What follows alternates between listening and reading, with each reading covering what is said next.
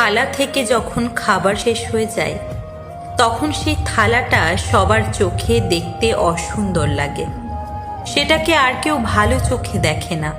ঠিক তেমনি যখন অন্যের জীবন থেকে আপনার প্রয়োজন ফুরিয়ে যায় তখন সকলের কাছে আপনি অপ্রয়োজনীয় মনে হয়, আপনার আর কোনো মূল্য থাকে না।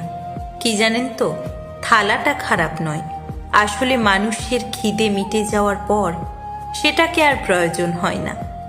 তেমনি জীবনে আপনি খারাপ না, আসলে যার দুঃসময়ে আপনি পাশে ছিলেন তার এখন আর আপনাকে প্রয়োজন নেই, সেজন্য আপনাকে খারাপ লাগছে।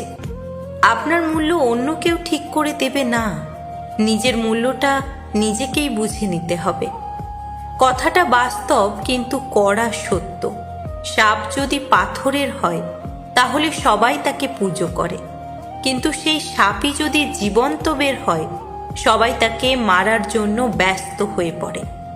তেমনি দেওয়ালে টাঙানো বাবা মায়ের ছবি দেখে কিছু সন্তান যতটা চোখের জল ফেলে, স্মৃতিচারণা করে, সেই বাবা মা জীবিত থাকাকালীন তার ছিটে ফোঁটাও কদর করে না। যদি করত তাহলে দিকে দিকে এত বৃদ্ধাশ্রমের প্রয়োজন পড়তো না।